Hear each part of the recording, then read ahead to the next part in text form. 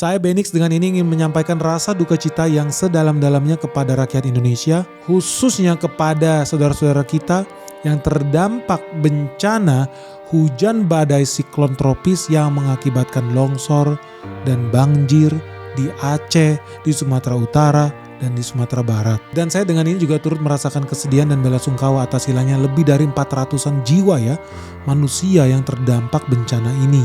Dan di tengah musibah ini saya juga mau mengingatkan buat teman-teman sekalian bahwa kekuatan terbesar bangsa kita itu adalah solidaritas.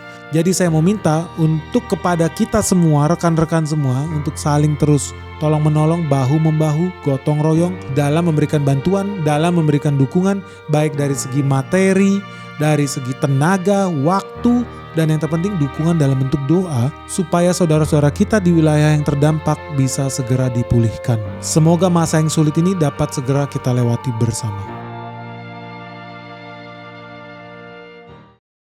Good news Indonesia, ramalan Benix kembali menjadi kenyataan bahwa IHSG pasti to the moon bersama Menteri Keuangan favorit kita yang baru, Purbaya Sadewa. Dibandingkan dengan dulu ya, lu udah tau lah, hari-hari ini lu lihat IHSG bukannya makin nyungsep tapi makin naik, dan ini udah sesuai dengan prediksi Benix kalau Menteri Keuangan kita yang baru ini punya metodologi yang berbeda, yang pro market, yang pro cuan, yang pengen kita semua jadi kaya raya. Nah, lu penasaran gak sih gimana sih nasibnya IHSG dalam 2-3 tahun ke depan menurut prediksi Benix? Makanya kalau penasaran, lu jangan skip video ini. Let's check this out. Jadi ya teman-teman, kemarin Purbaya baru aja di interview sama berbagai media, disuruh kasih komentar tentang pandangan dia terkait IHSG. Jadi ini gue bukan ngadi-ngadi, ini versi langsung ya dari Menteri Keuangannya Republik Indonesia. Apa sih pandangan beliau terkait IHSG? Dia bilang komentar seperti ini guys. IHSG tembus 8.600 Pak tadi penutupan.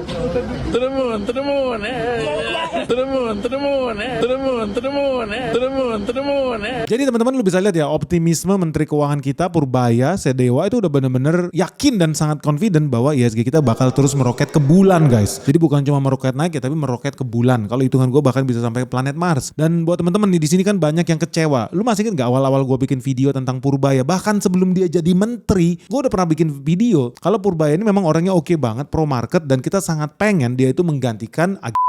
Lu gak percaya, lu lihat video Benix. Gue seneng nih Mr. Purbaya ya, luar biasa. Gue suka, asli suka banget. Gue setuju. Wah tapi lu hati-hati, lu kan ngatain menteri nih. Soalnya yang maju negosiasi menteri nih. Yakin nih gak apa-apa nih Pak Purbaya? Oh, oke nih. Asik juga nih sarjana teknik elektro nih. Ya.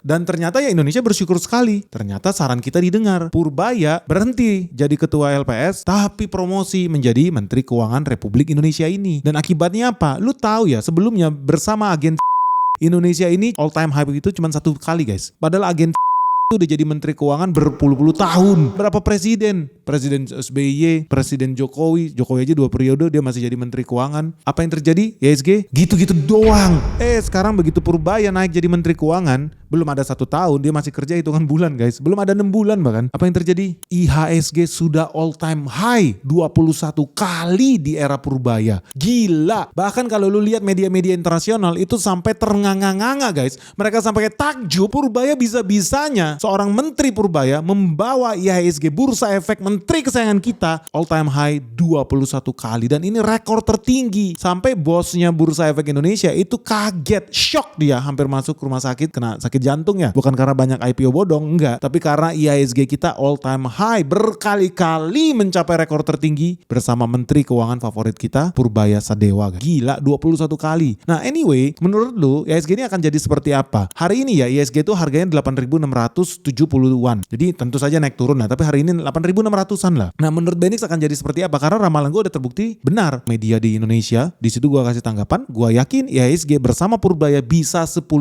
perak guys. Jadi kalau hari ini banyak orang yang senang, wah hebat banget IHSG dari 7.000 ke 8.000. Nothing. Gue sangat yakin IHSG itu bisa 10.000. Gue sangat yakin ini IHSG bisa 10.000. Gak nyampe 3 tahun guys. Ya 2 tahunan lah. Jadi gak butuh 3 tahun. Padahal tadinya gue yakin 3 tahun IHSG 10.000 ya. Tapi sekarang gue yakin IHSG gak nyampe 3 tahun udah 10.000. Sangat yakin. Kenapa gue bisa pede banget guys? Simple aja. Yang pertama, belanja pemerintah kita pasti lebih tinggi di tahun 2026 dibandingkan tahun 2025. Teman-teman tahu, salah satu pendorong perekonomian nasional itu adalah government spending. spending. So government spending kita di 2025 menurut APBN 2025 itu cuma 3.600 triliun. Tetapi di tahun 2026 government spending itu sudah 3.700-an triliun. Tepatnya 3.760-an triliun alias sekitar 7,3% lebih banyak lah dibandingkan sebelumnya.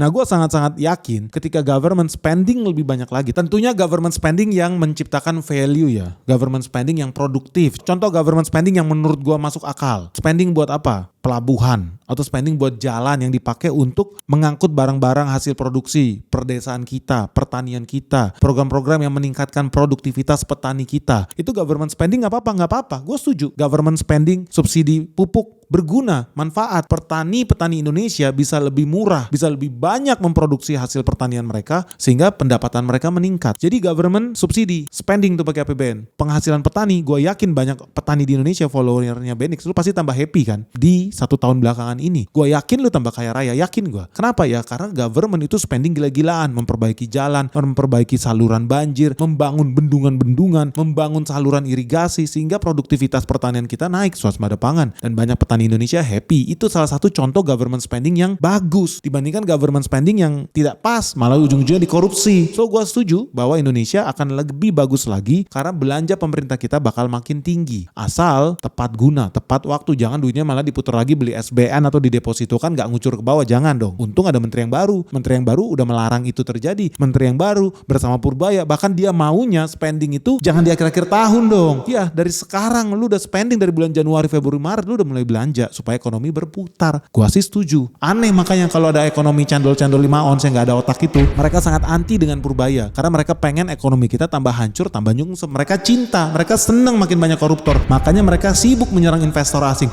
sibuk mengganggu pertumbuhan ekonomi Indonesia. Namanya juga anjing peliharaan George Soros. Ya sudahlah. Tapi ya udahlah, itulah alasan kenapa gua yakin banget IHSG bisa 10.000. Alasan yang kedua apa? Pertumbuhan ekonomi Indonesia masih stabil di atas 5%. Indikator bahwa IHSG makin nyungsep kalau pertumbuhan ekonomi kita tambah nyungsep. Tahun lalu 5%, tahun ini 3%, tahun depan 2%, nyungsep. Lu jangan berpikir dan berharap IHSG bisa naik. Tapi kenapa gue pede?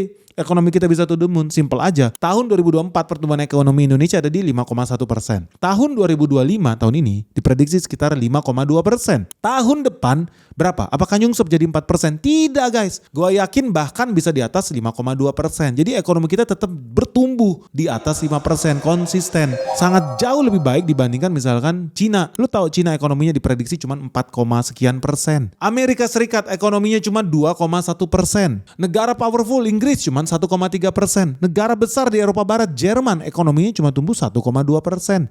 Bahkan Jepang penjajah Indonesia ini ekonominya cuma 0,6%. Jadi kalau lu bayangkan mayoritas negara di dunia ini apalagi negara-negara G20 itu ekonominya di bawah Indonesia. Satu-satunya negara yang ada di atas Indonesia itu India. India itu diprediksi ekonominya tumbuh sekitar 6,8%. Jadi kalau lu lihat di layar kaca lu udah bisa lihat. By the way ini data valid dari organisasi internasional OECD. Jadi datanya bukan versi Biro Pusat Skenario, tidak. Ini data versi OECD bahwa Indonesia tahun depan akan menduduki peringkat 2 negara dengan pertumbuhan ekonomi tertinggi di dunia. So gua optimis IHSG bisa 10.000. Nah yang ketiga apa? Yang ketiga ya suku bunga kita relatif kondusif walaupun gua sebel nih sama Bank Indonesia. Tapi ya oke lah kita lihat suku bunga itu terus konsisten turun. Menurut gua ini bagus. Kenapa? Karena dunia usaha tentu pengennya kalau kredit ke bank bunganya rendah, kecil. Teman-teman UMKM pengusaha di sini, lo kalau ngutang ke bank, lo senengnya bunga lu gede apa kecil sih? Tentu lo seneng bunganya kecil dong. Tapi gimana bunganya kecil kalau suku bunga Bank Indonesia aja nggak turun-turun? Nah syukurnya nih sejak si Prabowo jadi presiden ya bersama Purbaya, suku bunga kita itu konsisten turun sejak pertengahan tahun ini. Ya dia baru naik jadi presiden bulan Agustus toh. Tapi di sini lo bisa lihat pejabat-pejabat di Bank Indonesia itu udah gemeteran karena dia tahu Prabowo itu pro pertumbuhan ekonomi. Dia pengen ekonomi di bawah tambah sejahtera. Buktinya apa? Bulan Juni suku bunga Bank Indonesia itu 5,5% guys. Bulan Juli turun jadi 5,25%. Masih di atas 5%. Tapi bulan Agustus nih Prabowo dilantik. Suku bunga langsung diturunin jadi 5%. Naik lagi bulan September 2025 apalagi yang terjadi? Turun lagi jadi 4,75. Nah sayangnya nih sampai detik ini ya masih di 4,75%. Kalau IHSG mau naik jadi 10.000, Bank Indonesia suku bunganya harus di range 3%. Artinya tahun 2026 suku bunga Bank Indonesia wajib di bawah 4%. Ya semoga di sini kita bisa lihat Bank Indonesia itu pro lah dengan pemerintah. Sekali-sekali dukung lah supaya ekonomi rakyat ini sejahtera. Gimana orang mau buka cabang kalau suku bunga mahal? Gimana mau beli mesin baru? meningkatkan produktivitas. Kalau bunga bank mahal. Gak ada orang mau jadi pengusaha kalau bunga bank sangat tinggi. Makanya kita sangat berharap ya Prabowo mereformasi lah Bank Indonesia. Direformasi lah. Bisa-bisanya suku bunga kita kok mahal banget 4,75%. Realitanya di bawah. Gue yakin banyak teman-teman ngutang ke bank bunganya masih tinggi kan. 9%, 10%. Gue yakin bahkan ada yang 11%. Yakin gue. Makanya kita butuh suku bunga Bank Indonesia lebih agresif lagi di bawah 4%. Supaya pertumbuhan ekonomi kita bisa tinggi. Kenapa menurut gue gak jadi masalah? Simple aja. Karena inflasi di Indonesia juga masih stabil di 2%. Buktinya apa? Lu lihat nih data resmi dari Bank Indonesia di layar kaca bulan Juli 2025 inflasi kita 2,37%. Agustus 2,3%. September 2,6%. Oktober 2,8%. November di 2,7%. Nah menurut gue ini juga salah satu indikasi bahwa udah saatnya suku bunga itu diturunin guys. Karena apa? Inflasi bukannya naik ya malah tambah turun. Dan teman-teman bakal lihat ini adalah korelasi yang positif. Kalau seandainya kita berani nih, ya oke lah inflasi cuma naik dikit. Gue yakin pun masih di bawah 3% kalau seandainya suku bunga kita berhasil diturunin ke 4,5 atau 4,25%. Hopefully kita bisa kejar target by 2026. Sekali lagi gue ingatkan nih sama penyelenggara negara. Kalau kita pengen IHSG 10.000 artinya GDP Indonesia tambah naik, artinya pertumbuhan ekonomi Indonesia tambah bagus, wajib Bank Indonesia itu garis lurus nih. Pro bisnis, pro ekonomi. Karena nggak bisa lu berharap ekonomi kita berputar kalau suku bunga masih tinggi. Dan gue yakin kita masih punya ruang yang sangat besar untuk menurunkan suku bunga. Supaya perekonomian kita tambah bagus. Karena inflasi kita masih murah guys. Ini data gue valid kok resmi dari Bank Indonesia. Nah selanjutnya kenapa IHSG bisa 10.000? Teman-teman tahu yang namanya makroekonomi ada hubungan juga dengan si Donald Trump dan si Jinping lah. Amerika Serikat hubungannya dengan Cina tambah baik apa tambah buruk. Ternyata kondisi geopolitik itu mulai mereda. Ternyata mulai banyak nih kesepakatan dagang yang bisa mengakhiri perang tarif, perang dagang antara dua ekonomi powerhouse di dunia ini, Cina dengan Amerika Serikat. So, kalau ekonomi mulai membaik, hubungan mereka mulai membaik, apa yang terjadi akan makin banyak arus perdagangan internasional. Nah, buat Indonesia sendiri, ketegangan geopolitik yang mereda ini udah membawa angin segar. Contoh, teman-teman tahu udah mulai banyak pabrik yang pindah dari Vietnam ke Indonesia, dari Cina ke Indonesia. Kenapa? Karena mereka mau menikmati tarif yang murah. Bahkan pabrik-pabrik dari Bangladesh yang terkenal dengan biaya yang murah juga udah mulai banyak pindah ke Indonesia juga. Dan lu bakal jadi saksi sejarah untuk pertama kalinya. Kalau zaman-zaman dulu banyak orang Indonesia pindah ke Vietnam. Tapi kamu bakal lihat hari ini bakal mulai banyak pergerakan perpindahan industri. Dari India, dari Cina, dari Vietnam yang pindah buka pabrik ke Indonesia khususnya ke Jawa Tengah. Teman-teman lu akan jadi saksi. Kalau Bank Indonesia punya nyali untuk nurunin suku bunga, makin banyak pengusaha dari dalam dan luar negeri yang mau buka pabrik, menciptakan lapangan kerja di Indonesia. Ujung-ujungnya apa? Pengangguran makin sedikit, orang yang punya gaji makin banyak, dan ujung-ujungnya spending, konsumsi domestik akan meningkat guys. Dan ini dibuktikan dengan alasan yang selanjutnya, yang keenam, yaitu apa? Buktinya adalah PMI, Purchasing Manager Index PMI, manufacturing di Indonesia itu terus ekspansi. Teman-teman tahu, data menunjukkan di bulan November ini 2025, PMI kita itu di atas 53,3. Artinya pabrik-pabrik manufacturing di Indonesia itu lagi berkembang nih. Jadi lagi gaspol nih ekonominya. Makanya betul-betul harus segera kita sikatin tuh koruptor, ormas-ormas yang hobi malak, yang berseragam, yang tidak berseragam, bea cukai dirapihin. Kalau perlu di-cut tuh, potong generasi kan gue udah bilang. Purbaya lu ada nyali lah. Cut tuh potong generasi, masukin si SGS biar tambah bener republik ini. Biar gak usah ada lagi tuh tukang-tukang palak mafia-mafia di sana. Jadi teman-teman, makanya gue itu sangat-sangat positif dan yakin IHSG itu bisa 10.000. Dan kalau memang ya Purbaya seluruh rakyat di bumi ini, di Indonesia khususnya pengen IHSG naik jadi 10.000, lu tahu gak sih apa yang harus dilakukan? Artinya market cap di IHSG itu harus naik 4.700 triliun lagi. Mungkin gak? Sangat mungkin. Kenapa? Dari mana angkanya? Lu tahu hari ini harga IHSG ada di 8.600-an. Hari ini market cap kita cuma 15.800 triliun. Kalau kita mau naik jadi 10.000 IHSG kita, berarti dari 8.600 ke 10.000 itu harus naik 30%. Yang artinya market capnya naik dari 15.800 triliun naik menjadi 20.500 triliun. Artinya ada kenaikan 4.700 triliun. Mungkin nggak? Simpel aja, ini gue bukan rekomendasi jual atau beli. Kita ambil studi kasus Bank BCA lah. Hari ini dia punya valuasi di 1.000 triliun.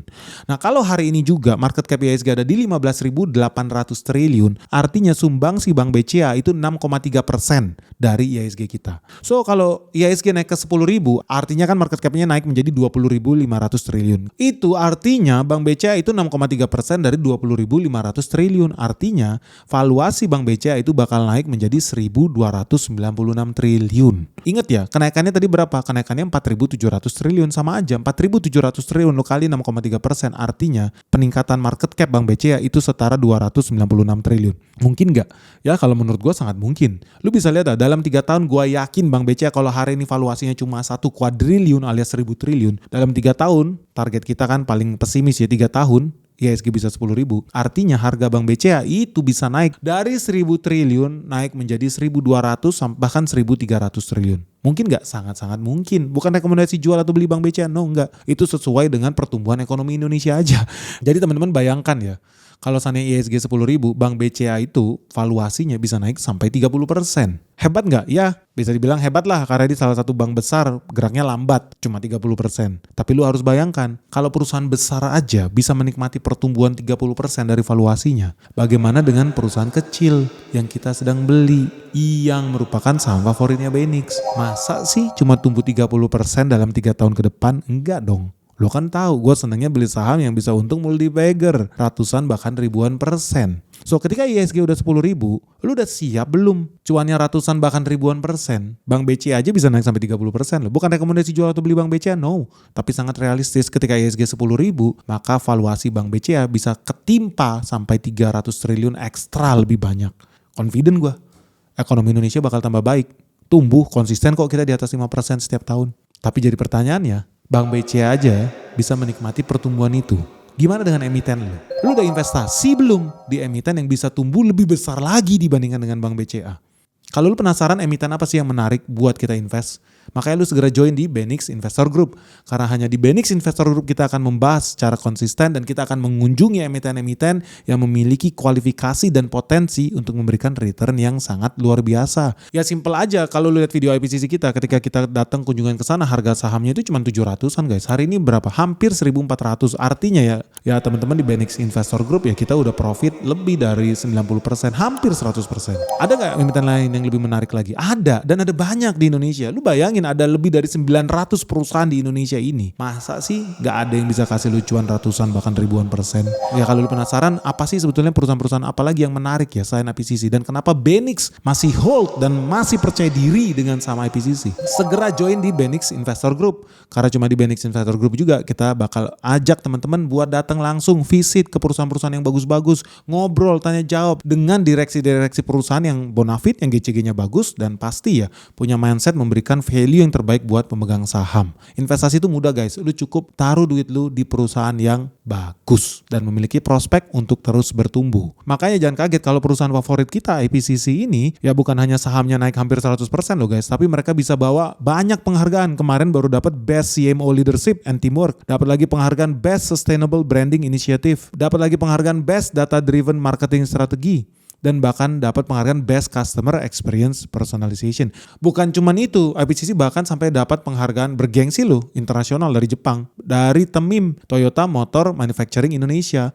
Kenapa mereka bisa dapat penghargaan bergengsi dari Toyota? Ya simpel aja, karena bersama IPCC pengelolaan terminal mereka satu-satunya yang bisa mengoperasikan terminal mereka dengan zero accident alias nggak ada kecelakaan guys. Gila nggak lu bayangin dapat penghargaan dari perusahaan terbesar di Jepang loh, Toyota, karena zero accident dan zero defect guys. Gila sih, ini luar biasa ya. Lu bayangin awardnya banyak banget nih perusahaan favorit kita nih. Makanya lu jangan heran ya kalau perusahaan sehebat IPCC ini yang bahkan sampai mendapatkan penghargaan dari Toyota internasional, mereka begitu bagus manajemennya, bahkan sampai laporan keuangannya aja dapat penghargaan. Mereka dapat penghargaan Annual Report Award 2025 karena mereka konsisten, akuntabilitas, transparansi, dan tata kelola keuangan perusahaannya begitu hebat ya, bersama direktur keuangan yang hebat juga sih, Pak Wing Megantoro. Dan ini juga menunjukkan bahwa memang penting lu kalau mau investasi ya harus datang, lihat, pahami bisnisnya, cari tahu. Bukan cuma lihat candlestick naik turun itu mah udah palsu, itu mah udah gila namanya. Lu investasi karena grafiknya menunjukkan pola hammer Thor, karena menunjukkan pola piramida terbalik, udah nggak masuk akal.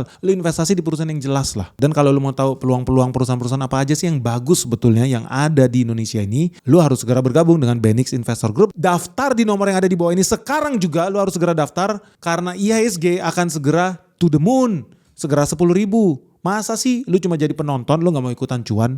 Yuk segera daftar sekarang juga di Benix Investor Group sebelum terlambat. Nanti lu udah telat, gak bisa dapet perusahaan-perusahaan yang bagus, yang menarik, yang layak untuk mendapatkan perhatian lu. Oke guys, sampai ketemu di site visit Benix Investor Group yang selanjutnya. Karena ada begitu banyak potensi ekonomi Indonesia yang sangat menarik. Oke guys, semoga video ini bermanfaat. Sampai ketemu di acara offline meeting ya bersama teman-teman di Benix Investor Group di 2026. Segera daftarkan dirimu sekarang juga. Salam sehat, salam cuan. Bye-bye.